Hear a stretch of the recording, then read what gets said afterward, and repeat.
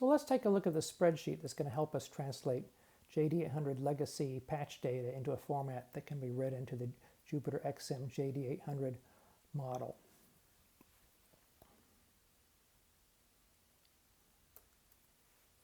So Roland provided this JD-800 model expansion that can be installed in your Jupyter X and XM. And it really is patch sheet level compatible with the original. You can set it up the same way and you get a very almost identical sound, at least to the point my ears can hear it. But the challenge is there's 384 individual settings to completely recreate a patch. Not like the simpler Jupyter 8, for example, that if you count is 69. And that complexity is what helps, generate full complex sounds from it. You could use the patch sheet that was provided in the back of the original owner's guide and copy those down, but I don't think anyone ever did that. The other thing I came to appreciate with this is that there's a lot of JD-800 content out there. It'd be nice to be able to get some of this content into the board. Now, this is focused on the patch selections in the board, not the PCM data. That's a different question. External PCM data is a different question to address. And this is actually the same site where I did find my internal preload factory data bank that I've used for testing. So the JD-800 internal memory was arranged in an 8x8 bank, and it was arranged so the first button would be your electronic music type sounds and that sort of stuff. And you could generate there was a button that would let you generate a complete user memory bulk dump into a Sysex format. And that's what we're focused on processing here. The spreadsheet should work with the individual tone dumps, but I've not had one of those to test. It should work essentially the same way.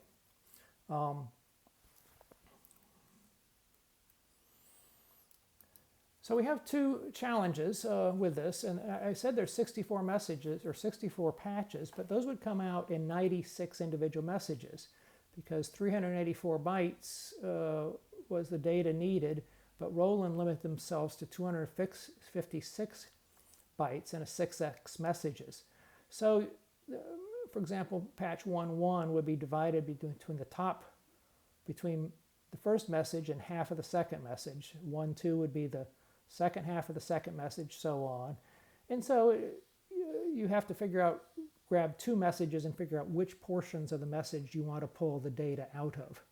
The second thing is, well, I said it's patch sheet level compatible. It's not data level compatible. Sometimes the new model uses the original the original JD-800 format. Sometimes they use the XenCore encoding in the data, even though they only show the data to you that's available in the original model. So let's get started here. We do have a set of instructions here, but hopefully when you watch this video, it will supersede most of what you need to know from these instructions. And there's really three steps we're going to go through. We've got to input the data, we've got to select which ones, and then we're going to output it. So we're going to go to our first little helper here. We need two extra tools to help us. This is a tool here called Sysex Librarian. It's free. It works very well. Make sure you're on version 1.5 because we discovered in some friends helping test this, the older versions may not pull the data out. And right here I've loaded that internal dump that I got off this other website here. So what I need to do is go to File, Show Contents, and I open it up and I in fact see that there are 96 messages in there. And we go up to the first message, we see in fact the first message is Millennium. Second message halfway down we see Massive Pad. Third message we see no titles because that is the bottom 2/3, etc. So we said we want to process Aurora Borealis, and I've used a cheat sheet, and I know that I'm going to find that in Bank 85. I'll show you where to find this cheat sheet later on. So there in fact I find it. So click in this field, hit Control-Alt and copy. Now we're going to go over to our spreadsheet. In green are the only areas, and these light green is the only areas you want to do. So we're going to paste that there. And as soon as we do, the spreadsheet tells us, yes, you found 8.1 the top third and 8.1 the middle third. Let's go back over here, go down one, copy all, select all, copy, go back here, and we'll do the same thing. We're going to paste the data again. So now it's telling, okay, we found the bottom third of 8.1, the top third of 8.2. Now you can continue to bring in as much data as you want and just do it, but we can only process one file at a time, or one patch at a time. So if we look at this, we see column C holds, in the upper half holds the top of 8.1, the bottom half holds the middle of 8.1, and then D holds the top half or the bottom half of 8.1. That may have been a little confusing, but what we're trying to do is this here. We're trying to tell it where the different pieces are. And so what I said, if I get that right, so column C upper had 8.1, yep. Column C lower had the middle. Column D upper had the bottom. Okay, so now at this point, it says, okay, we've got upper, middle, bottom. So we're done. Now all we do is we go over here, it's generated the output for us. Now if there was a problem, let's say we had one of these columns here would flash yellow or red and let you know you had an error, that there was some sort of problem going on. And this right hand is a caution. If the patch was selecting an external waveform, you can still save it. It's just you're going to have to go, it's going to default to that same number internal waveform. You may have to go search for a better internal waveform to use it. So now all we have to do, and actually it's told us the patch name here at the top, it brought that out. So we just need to select this whole green column, top to bottom, and we've got those. Now we're going to go to our second little helper here. Our second little helper is a tool called FxA. And I'm going to hit new file here, so that's generated a new file for us. So let's paste it. Actually, I didn't get everything right. It's telling me, I can already see I have an error. It says 266, and I know I want 673 bytes, so I must not have copied correctly. Hit copy again, delete all that, and hit paste again. Okay, I did it right this time. So I got 673 bytes. So let's go File, Save here. We'll save this. And I want to save it as Aurora, A-U-R-O-R-A, B-O-R-E-A-L-I-S.SYX. Okay, so it is saved at this point. Now all I need to do, let's go to the Finder here. So let's see, so there it is. We're going to open it with our Sysex librarian. And there it is, in fact, ready to go. So at this point, all I need to do is select an initial scene in the Jupiter X and then hit play. And now Aurora Borealis has been exported and installed into tone 1 on the Jupiter XM. Now, it's in that temporary tone, so if you like it, you will have to take an extra action to save it as a user tone. Now this seems sort of slow, but actually when you find in production, you can do this very quickly here. So let's go to Sysex Librarian. I'm already there. Let's open this guy up again. Show contents. Okay, let's go and just get the other half here. Control Alt,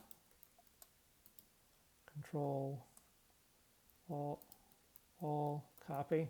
If you're in fumble fingers, not fumble fingers, it goes faster. So we'll go back over here, paste that next one there. So there's 8.2. So now I know it's D lower, E. So we'll go over here, D, D, lower, D, E, upper, E, lower. Don't want to show the formula here. Okay. In fact, I got it upper, middle, lower of 8.2. Go to output.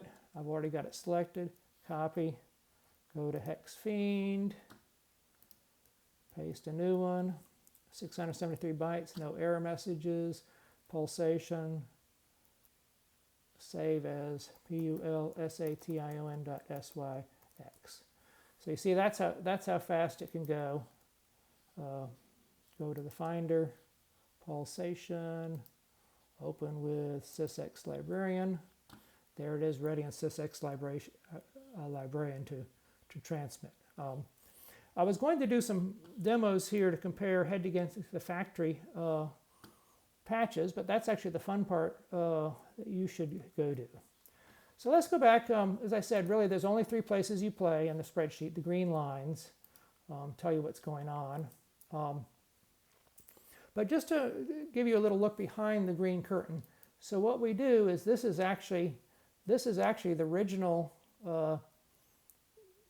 patch sheet format. So this is all the incoming information laid out exactly as you see it coming out of the original JD-800 model. This is where, this is the spreadsheet where it's all reformatted into the information we need to recreate the messages in the new Jupyter XM format.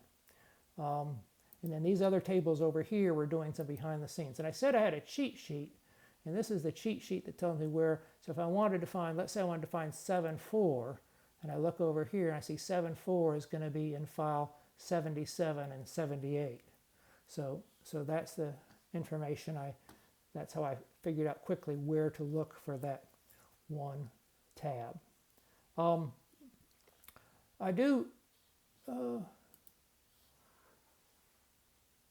I did create this in numbers. I do not believe it will translate well to Excel, but after, really this is the equivalent of hooking up 384 individual patch cords, hoping you got each one in the right location with the right gain and settings and offsets installed, and having validated that it works on the numbers on the Mac. I just don't have the energy to try that again with Excel. So if you don't have a Mac, you need to find your mate, buy him a beer, and hopefully you only need to sit down and do this one time, so it's not something you'll be doing quite a bit of time.